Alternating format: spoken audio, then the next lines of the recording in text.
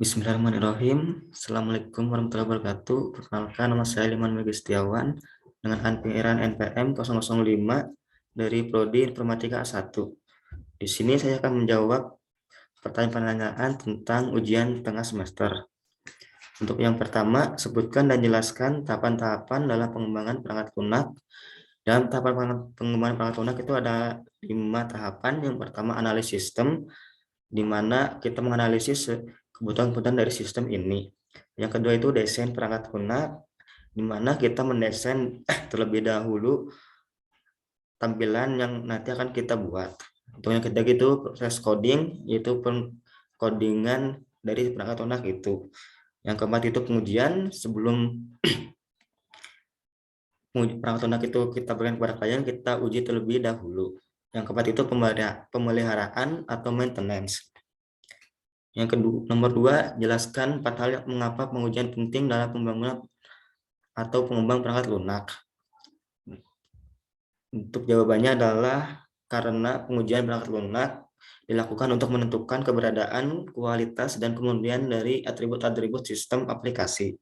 Untuk yang kedua itu membuat perangkat lunak yang diuji setelah perbaikan menjadi perangkat lunak yang berkualitas.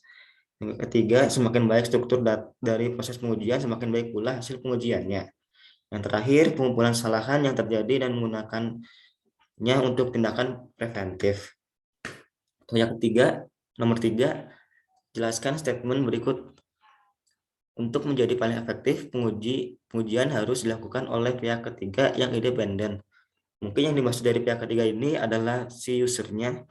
Dalam kita melakukan pengujian, terdapat 2 tim pengujian, yaitu adalah tim pembuat perangkat lunak dan juga si kliennya.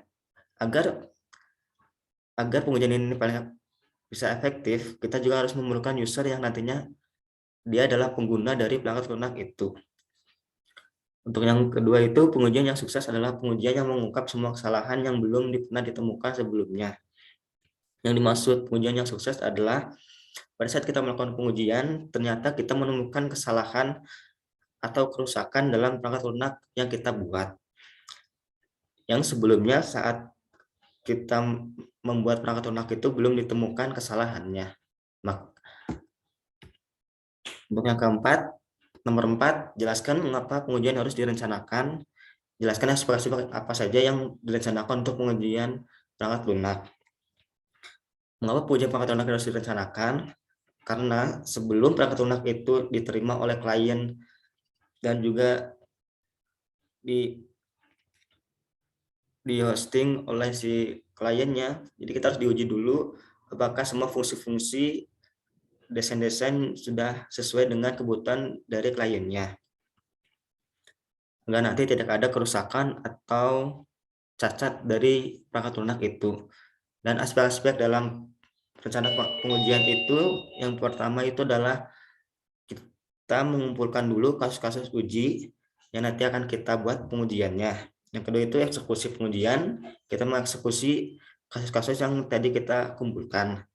Dan yang ketiga itu pengumpulan data, di mana setelah kita mengeksekusi perangkat lunak itu, kita kumpulkan semua data-data yang telah kita uji tadi. Dan yang terakhir itu evaluasi dari pengujian yang kita uji tadi.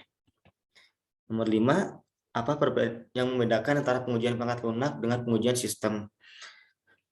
Untuk pengujian perangkat lunak itu, kita menguji semua komponen, kebutuhan, dan fungsi-fungsi dari perangkat lunak itu secara detail agar tidak terjadi error atau bug dalam perangkat lunak. Jadi kalau pengujian perangkat lunak itu kita uji semuanya yang ada di dalam perangkat lunak itu. Sedangkan pengujian sistem yaitu meliputi recovery testing, security testing, stress testing, dan performance testingnya. Jadi kalau pengujian sistem itu kita berfokus kepada hasil dari perangkat lunak itu. Seperti recovery testing, kita menguji perangkat lunak itu supaya gagal, apakah nanti dia akan bisa melakukan perbaikan dalam perangkat lunak itu. Yang kedua itu security testing, apakah di security sistemnya sudah berjalan dengan baik. Yang ketiga itu stress testing, dan yang terakhir itu performa testing, apakah performa dari aplikasinya sudah baik. Nomor 6 itu jelaskan pentingnya strategi dalam pengujian perangkat lunak. Dalam strategi perangkat lunak ini sangat penting karena sebelum perangkat lunak itu diterima oleh klien, perangkat lunak itu harus benar-benar berfungsi dengan baik.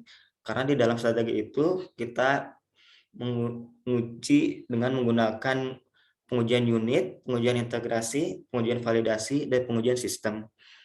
Kenapa sangat penting? Karena pada saat kita melakukan pengujian, kita menguji semua perangkat lunak itu dari unitnya, integrasinya, validasinya, sampai setelah perangkat lunak itu sudah jadi, kita juga uji juga sistemnya. Nomor 7, jelaskan gambar berikut. Untuk gambar yang pertama ini, yaitu ada sistem engineering. Di dalam sistem engineering kita melihat sistem dari perangkat lunak itu, kemudian masuk ke sistem testingnya.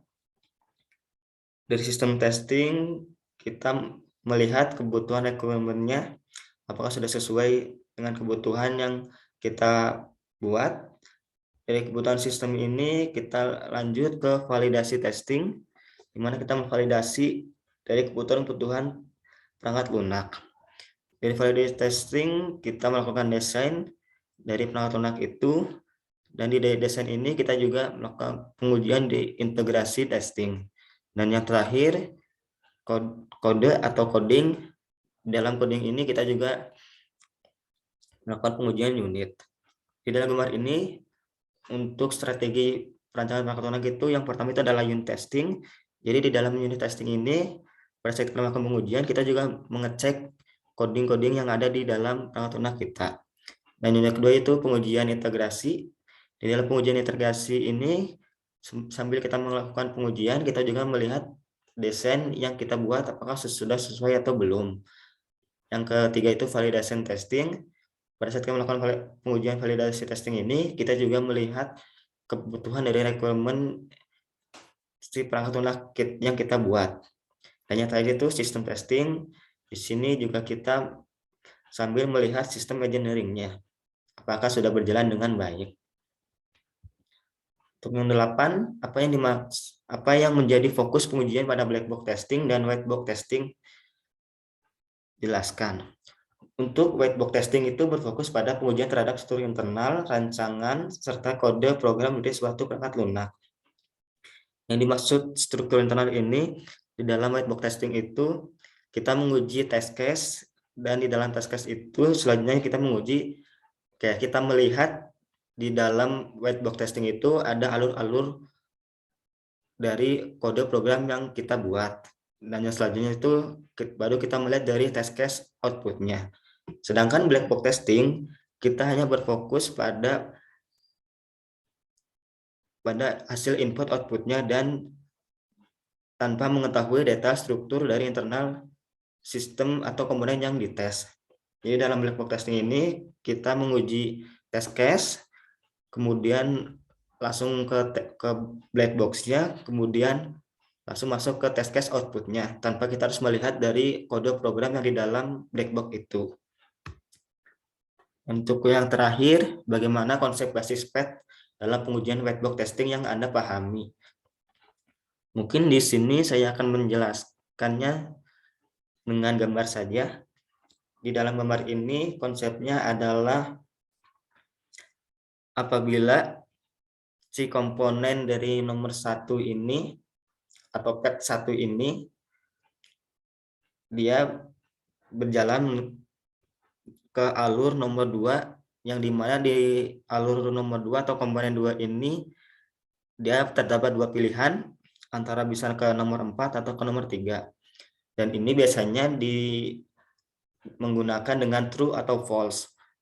Apabila komponen nomor 1 ini mendapatkan statement false atau true, maka dia akan pindah ke nomor 3, dan di nomor 3 ini juga dia akan mendapatkan statementnya false atau true lagi sampai ke nomor 6, dan terakhir nomor 7 dan nomor 8. Jadi basis PET ini menurut saya konsepnya adalah fokus terhadap komponen-komponen atau kode program yang kita buat. Apakah alurnya sudah sesuai atau belum? Ya, mungkin itu saja jawaban dari saya. Mohon maaf bila ada kesalahan jawaban. Saya akhiri dengan wassalamualaikum warahmatullahi wabarakatuh.